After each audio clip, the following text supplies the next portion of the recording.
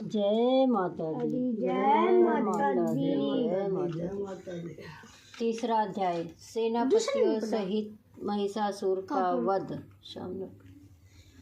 महर्षि मेधा ने कहा, महिषासुर की सेना नष्ट होते देखकर उस सेना का सेनापति चिक्षुर क्रोध में भरकर देवी के साथ युद्ध करने के लिए आगे बढ़ा।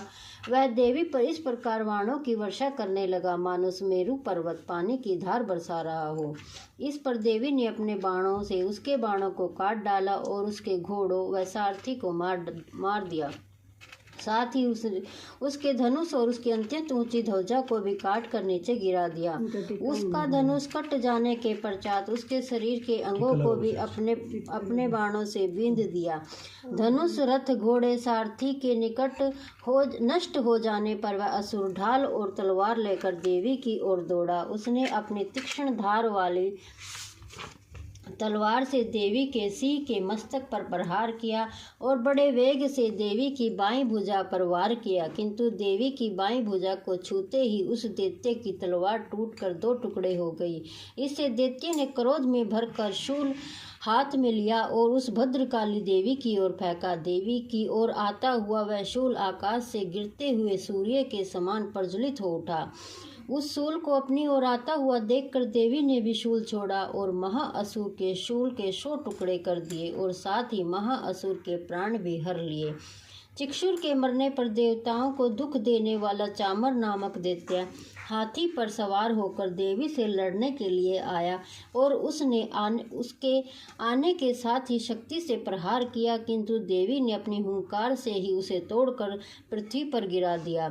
शक्ति को टूटा हुआ देखकर दैत्य ने क्रोध से लाल होकर शूल को चलाया, किंतु देवी ने भी उसे काट दिया।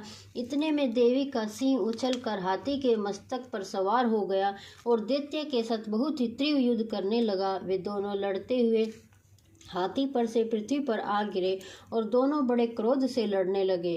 फिर सिंह बड़े जोर से आकाश की ओर उछला और जब पृथ्वी की ओर आया तो उसने अपने पंजों से चामर का सिर धड़ से अलग कर दिया। क्रोध में भरी हुई देवी ने शिला और वृक्ष आदि के चोटों से उद्र को भी मार दिया।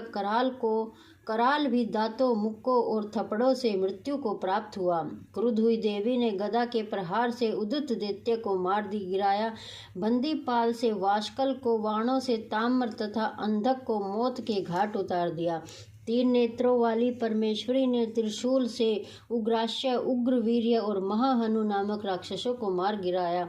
उन्होंने अपनी तलवार से विडाल नामक दैत्य का सिर काट डाला और अपने बाणों से दूरधर और दुमुख राक्षसों को यमलोक पहुंचा दिया। इस प्रकार जब महिषासुर ने देखा कि देवी ने मेरी सारी सेना को नष्ट कर दिया है, तो वह भैंसे का रूप धारण कर देवी के गणों को दुख देने लगा। उन गणों में कितने को उसने मुख के प्रहार से, कितनों को खुरों से, कितनों को पूंछ से, कितनों को सींगों से, बहुतों को दौड़ने के वेग से, अनेकों को सिंहनाद से, कितनों को चक्र देकर और कितनों को श्वास वायु के झोंकों से पृथ्वी पर गिरा दिया। वह दैत्य इस प्रकार गणों की सेना को गिराकर देवी के सिंह को मारने के लिए दौड़ा। इस पर देवी को बड़ा गुस्सा आया।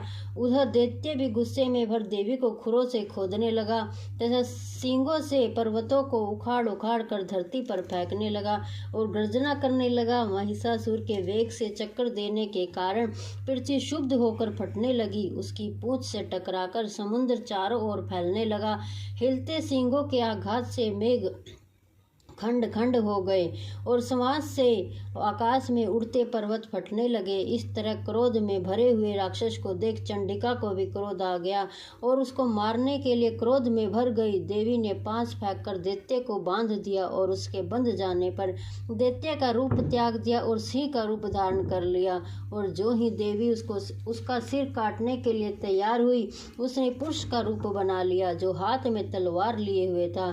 देवी ने तुरंत ही अपने बाणों से उस पुरुष को उसकी तलवार ढाल सहित बींध डाला। उसके पश्चात वह हाथी के रूप में दिखाई देने लगा और अपनी लंबी सूंड से देवी के सिंह को खींचने लगा और गर्जना करने लगा। देवी ने अपनी तलवार से उसके सूंड काट डाली तब राक्षस ने एक बार फिर भैंसे का रूप धारण कर लिया और पहले की तरह चर अचर जीवों सहित समस्त लोगों को व्याकुल करने लगा।